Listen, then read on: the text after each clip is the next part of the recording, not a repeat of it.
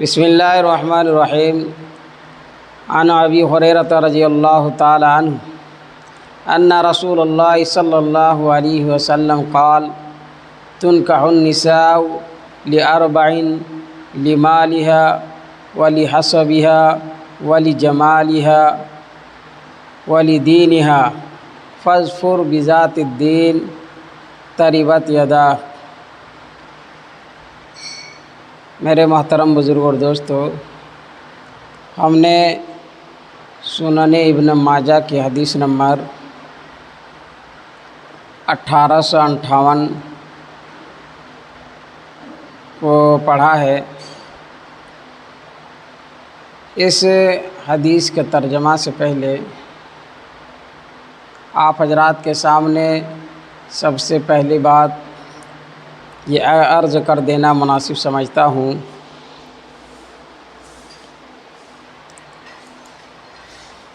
کہ اللہ تبارک و تعالیٰ نے سب سے پہلا جو نکاح شریعت میں ہوا ہے وہ نکاح حضرت آدم علیہ السلام اور حضرت حوا علیہ السلام سے ہوا ہے۔ حضرت آدم علیہ السلام اور حضرت حوا علیہ السلام ان دونوں کا آپس میں نکاح ہوا، اور پھر تمام انبیاء علیہ السلام نے نکاح فرمایا، اور حضرت زکریا علیہ السلام کے بیٹے حضرت یحییٰ علیہ السلام اور حضرت عیسیٰ علیہ السلام یہ دو نبی ایسے ہیں جنہوں نے نکاح نہیں کیے، اور حضرت آدم علیہ السلام نے سب سے پہلے نکاح فرمایا، اور سب سے آخر میں جناب محمد رسول اللہ صلی اللہ علیہ وسلم نے نکاح فرمایا۔ تو سب سے پہلے نکاح ہونے والا اور سب سے پہلے نکاح کرنے والا حضرت آدم علیہ السلام ہے، اور سب سے آخر میں نبیوں میں سے اور سب سے آخر میں نکاح کرنے والے حضرت محمد رسول اللہ صلی اللہ علیہ وسلم ہیں، جنہوں نے کئی شادیاں کی ہیں۔ اب بات یہ ہے کہ ہم سب کو یہ سنت انبیاء ہیں، انبیاء علیہ السلام کی سنت ہے، ہر ایک انسان کو اس سنت پر عمل کرنا چاہیے، لیکن کچھ طور اور طریقے پر اگر کریں گے شادی اور بیاہ تو وہ عبادت ہے، اور اگر شریعت سے ہٹ کر کریں گے تو پھر وہ عبادت سے خالی ہے۔ اللہ تبارک و تعالیٰ نے تناسل کا سلسلہ جاری رکھنے کے لیے نکاح کو ایک اہم فریضہ قرار دیا، اور اس اہم فریضہ کو ادا کرنے کے لیے سب سے پہلے انبیاء علیہ السلام نے سبقت کی، اور تمام امتوں کو تعلیم بھی دی گئی، اور نبی کریم صلی اللہ علیہ وسلم نے اور قرآن کریم میں نکاح کے بھرپور ترغیب بھی ہے اور تاکید کے ساتھ بیان کیا گیا ہے، تاکہ انسان خوشگوار زندگی گزارے اور گناہوں سے بچ جائے۔ تو اللہ کے رسول جناب محمد رسول اللہ صلی اللہ علیہ وسلم نے ارشاد فرمایا، جو سنن ابن ماجہ کے اندر حدیث نمبر 1858 ہے، حضرت ابو ہریرہ رضی اللہ تعالیٰ عنہ کی روایت ہے کہ رسول اللہ صلی اللہ علیہ وسلم نے ارشاد فرمایا، عورتوں سے چار وجہ سے شادی کی جاتی ہے، عورتوں سے 4 چیزوں کی وجہ سے شادی کی جاتی ہے۔ نمبر 1 لمالہا، نمبر 2 لحسبہا، نمبر 3 لجمالہا، نمبر 4 لدینہا۔ ان 4 چیزوں کو شریعت مطہرہ نے نبی کریم صلی اللہ علیہ وسلم کے زبان مبارک سے نکلی ہوئی بات ہے کہ چار چیزوں کی وجہ سے انسان شادی کرتا ہے عورتوں سے۔ سب سے پہلا لمالہا، مالداری کی وجہ سے، کہ جس عورت سے شادی کریں گے وہ عورت پیسہ والا ہونا چاہیے، مالدار ہونا چاہیے، اچھا خاصا پیسہ والا ہے تو اس سے شادی کریں گے، اس وجہ سے شادی کرتے ہیں لوگ۔ دوسری وجہ حسب نسب کی وجہ سے شادی کرتے ہیں، خاندان، اچھا خاندان سے کرتے ہیں، حسب نسب کو دیکھا جاتا ہے کہ کون کتنا بڑا خاندان کا ہے، کتنا بڑا حسب و نسب اس کا ہے، اور حسب نسب کے اعتبار سے شادی کی جاتی ہے۔ تو دوسرے نمبر میں ولی حسبہا، تیسرے نمبر میں ولی جمالہا، جمال، حسن و جمال اور خوبصورتی کی وجہ سے کی جاتی ہے شادی۔ یہ تین چیز ہے، لمالہا، ولی جمالہا، ولی حسبہا، اور چوتھے نمبر پر ولی دینہا، دیندار ہونے کی وجہ سے شادی کی جاتی ہے، کہ جس عورت سے شادی کی جا رہی ہے کہ وہ دیندار ہو۔ تو چار چیزوں کی وجہ سے شادی کی جاتی ہے۔ آگے نبی نے فرمایا فاظفر بذات الدین تربت یدک، تو دیندار عورت کو انتخاب کر کے کامیاب بنو اور تیرے ہاتھ خاک آلود ہو۔ چار وجہیں بتائے ہیں نبی نے کہ چار وجہوں سے عورتوں سے شادی کی جاتی ہے، چار چیزوں کی وجہ سے۔ یا تو کوئی اگر شادی کر رہا ہے تو اس کا مقصد ہے کہ جو لڑکی ہے وہ مالدار ہو۔ پھر دوسرے نمبر میں فرمایا جو حسب نسب، اچھا خاندان ہو، اچھا گھرانہ ہو۔ تیسرے نمبر پر فرمایا کہ جو خوبصورت ہو، حسن جمال ہو، اور چوتھے نمبر پر فرمایا لدینہا، کہ دیندار ہو، اور دیندار کو ترجیح دیا نبی کریم صلی اللہ علیہ وسلم نے، فاظفر بذات الدین، کہ دیندار عورت کو انتخاب کر کے کامیاب بنو۔ اور پھر فرمایا تربت یداک، تیرے ہاتھ خاک آلود ہو۔ یہ تربت یداک عرب میں تعجب کے لیے بھی کبھی بولا جاتا ہے کہ تیرے دونوں ہاتھ خاک آلود ہو، مٹی ہو جائے، یا تعجب کے لیے کہ یہ بہت تعجب کی بات ہے، شادی اسی سے کرو جو دیندار ہو، جس کے اندر دین ہو۔ ظاہر سی بات ہے اگر دیندار عورت ہے اور اس سے اگر شادی کریں گے تو گھر گھرانہ، خاندان، رشتہ دار، اڑوس پڑوس، سارے لوگ اور مرد عورت سب سدھر جائیں گے اور ایک اچھی زندگی گزرے گی۔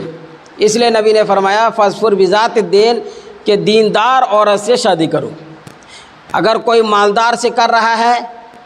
تو آپ دیکھ رہے ہوں گے، آپ کے سامنے، آنکھوں کے سامنے دیکھتے ہوں گے کہ پچھتاوا ہوتا ہوگا۔ خوبصورتی کی وجہ سے کر رہا ہے تو اس میں بھی پچھتا رہا ہوگا، اور اگر حسن جمال اور حسب نسب میں کر رہا ہے تو وہ بھی پچھتا رہا ہوگا۔ لیکن جو دیندار عورت سے شادی کر رہا ہے اس کو پچھتانے کی ضرورت نہیں ہے۔ اس لیے یہ نبی نے فرمایا فاظفر بذات الدین، کہ دیندار عورت کو منتخب کر کے چن کر کے کامیابی حاصل کرو، دیندار عورت سے شادی کرنے میں کامیابی ہے۔ تربت یداک، تیرے دونوں ہاتھ خاک آلود ہو۔ بہرحال ایک اور حدیث ہے 1860 نمبر کی، سنن ابن ماجہ کے، نبی کریم جابر بن عبداللہ رضی اللہ تعالیٰ عنہ نے یہ کہتے ہیں کہ میں نبی کریم صلی اللہ علیہ وسلم کے زمانے میں شادی کی ایک عورت سے، اور نبی کریم صلی اللہ علیہ وسلم کے پاس جا کے ملاقات کی ہے تو آپ صلی اللہ علیہ وسلم نے فرمایا جابر بن عبداللہ کیا تم نے شادی کی ہے؟ تو میں نے کہا جی ہاں۔ کیا کنواری سے یا غیر کنواری سے؟ تو اس نے کہا کہ میں نے غیر کنواری سے کیے۔ تو آپ صلی اللہ علیہ وسلم نے فرمایا کہ کنواری سے کرتے تو وہ تمہارے ساتھ کھیل کود کرتی، یا تم اس کے ساتھ کھیل کود کرتے۔ تو حضرت جابر بن عبداللہ رضی اللہ تعالیٰ عنہ کہنے لگے کہ یا رسول اللہ، بات دراصل یہ ہے کہ میری کچھ بہنیں ہیں، اور میں یہ سمجھا کہ وہ بیوی جب آ جائے گی تو میری بہن اور میرے درمیان کہیں نفرت پیدا نہ ہو جائے اور محبت نہ ٹوٹ جائے اور تعلقات ختم نہ ہو جائے ان کے آنے کی وجہ سے، اس لیے میں نے مناسب سمجھا کہ میری بہن جو گھر میں ہے ان کی جو کیا ہے دیکھ بھال کروں، اس لیے، اور وہ کنواری اور غیر کنواری عورت سے اس لیے کیا تاکہ وہ سمجھ کر کے اچھے طریقے سے رکھیں گی اور رہیں گے ساتھ میں۔ تو آپ صلی اللہ علیہ وسلم نے فرمایا کہ اگر ایسا ہے تو ٹھیک ہے۔ اب دیکھیے ظاہر سے بات ہے کہ گھریلو جھگڑا اگر جو کیا ہے خاندان میں، حسب نسب میں یا دیندار میں نہیں کریں گے، یا یہ کہیے کہ جیسے اس حدیث میں جابر بن عبداللہ کے حدیث سے معلوم چلا کہ اگر کسی کے گھر میں کوئی بہنیں ہیں یا کوئی کنواری بہنیں ہیں یا بیوہ بہنیں ہیں، مطلقہ بہنیں ہیں، تو بھائی کو چاہیے کہ وہ ایسا کام کرے جس سے بہن کو دکھ نہ ہو، جس سے بہن کو تکلیف نہ ہو، اور زندگی بھر کے لیے جو کیا ہے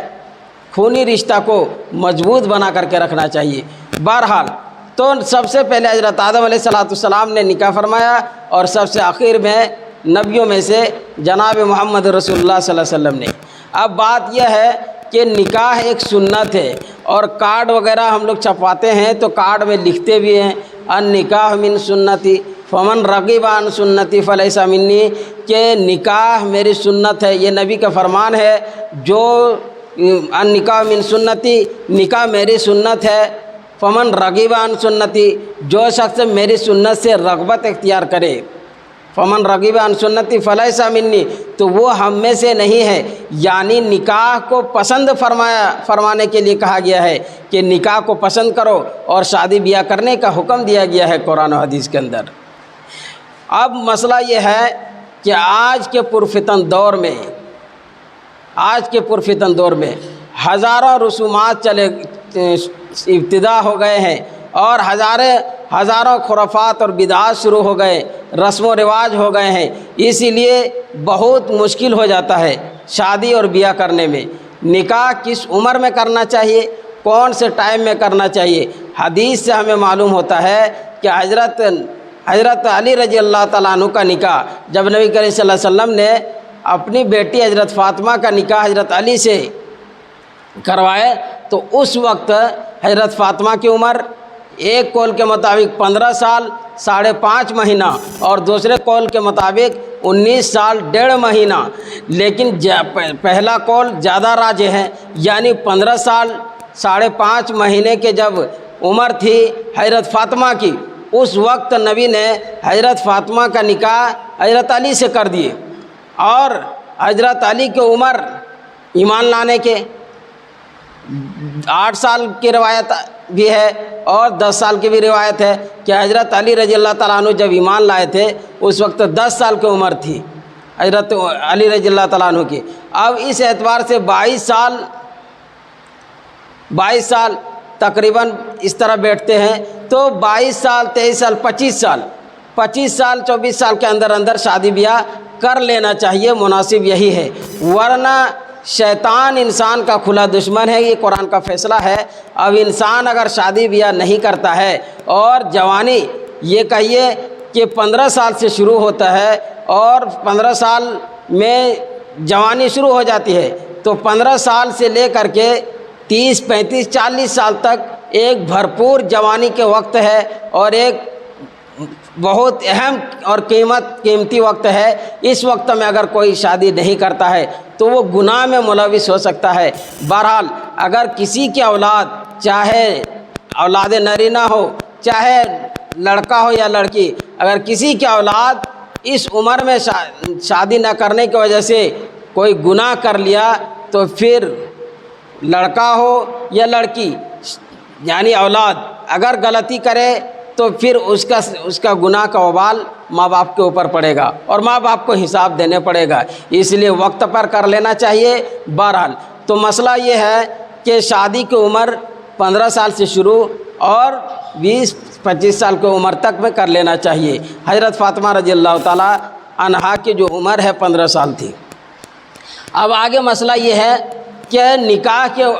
وقت ہم کیا پورے دھوم دھام سے شادی کریں یا ہم سادگی کے ساتھ کریں. شادی کے وقت خوشیاں منانا تو یہ اچھی بات ہے، لیکن شریعت کے خلاف کوئی کام کرنا وہ گناہ ہے.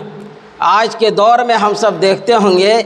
کہ عالم صاحب یا قاضی صاحب جو نکاح پڑھاتے ہیں، نکاح ہو جانے کے بعد اس کے بعد پھر دولہا کو لے جایا جاتا ہے گھر میں،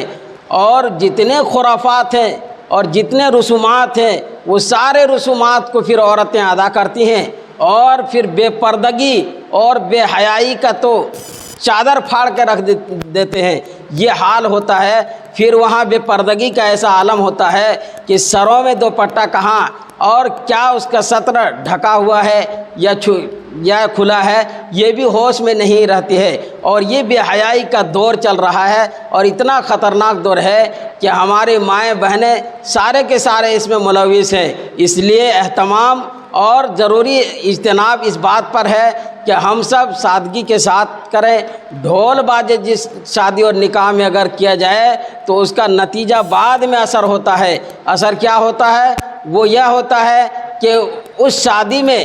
جو لڑکا لڑکی کی شادی ہوئی اس کا نتیجہ یہ ہوا کہ ڈھول بجانے والے نے ڈھول بجا دیا، باجا بجانے والے نے باجا بجا دیا، لیکن جس کے نکاح میں ڈھول باجے بجائے گئے یہ سارے نقصانات ان کی اولاد میں پھیلتی ہے. آپ دیکھتے ہوں گے کہ ایک چھوٹا سا بچہ ہوتا ہے جو چلنے صحیح سے نہیں جانتا ہے لیکن ناچنے جان لیتا ہے، پھر ناچتا ہے، پھر وہ گاتا بھی ہے، گانا بھی سنتا ہے، گانا بجاتا بھی ہے، ناچتا بھی ہے، چاہے لڑکا ہو یا لڑکی. اتنا برا حال اور اتنا خطرناک حالت ایسے ہو گئے ہیں. اسی لیے ہم سب کو اجتناب کرنا چاہیے، بچنا چاہیے، خود بھی بچنا چاہیے، دوسروں کو بھی بچانا چاہیے. اور بارات کا جو سسٹم ہے یہ بعد میں چلا ہے، اور یہ بہت خطرناک یہ کیا ہے سسٹم ہے. بارات شریعت مطہرہ میں اس کا یہ کیا ثبوت نہیں ملتا ہے کہ بارات 10 100 50 آدمی کو لے جانا، یہ نہیں، بلکہ تھوڑے بہت آدمی جا کر کے جو سمجھدار دیندار ہے وہ جا کر کے گواہ کے حیثیت سے اور وکیل کے حیثیت سے جا کر کے نکاح پڑھا کے آ سکتے ہیں. آج کے دور میں بارات کا سسٹم اس لیے چلا ہے کہ لوگ اپنے رشتہ داروں میں شادی کرنے کے بجائے دور دراز میں شادی کرتے ہیں، اسی لیے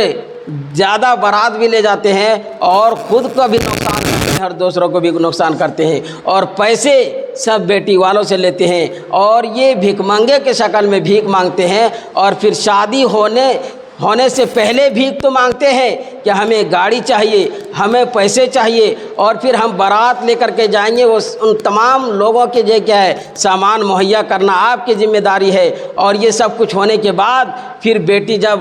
سسرال آ جاتی ہے اس کے بعد پھر یہ نتیجہ ہوتا ہے کہ ساس جو پہلے ماں کے درجے میں تھی وہ ساس جب بن جاتی ہے تو بہو کو اس قدر ستاتی ہے اور اتنا ظلم کیا جاتا ہے بہو کے ساتھ کہ سوچنا مشکل ہو جاتا ہے. اور پھر بہو کو اتنا ستا کر کے آخر میں طلاق کی نوبت بھی آ جاتی ہے. اس لیے ڈرنا چاہیے اس بات سے. اگر ہم شریعت کے مطابق نکاح کریں گے، شریعت کے مطابق شادی بیاہ کریں گے تو ہمارا گھر گھرانہ دنیا کے اندر جنت کی طرح لگیں گے. اور پھر اگر ہم شریعت کے خلاف عمل کریں گے، قرآن و حدیث کے خلاف عمل کریں گے تو پھر ہمیں دنیا میں بھی نقصان ہے اور آخرت میں بھی نقصان ہے. اللہ تعالی ہم سب کو حفاظت فرمائے اور شریعت مطہرہ پر عمل کرنے کی توفیق نصیب فرمائے. وآخر دعوانا الحمدللہ رب العالمین.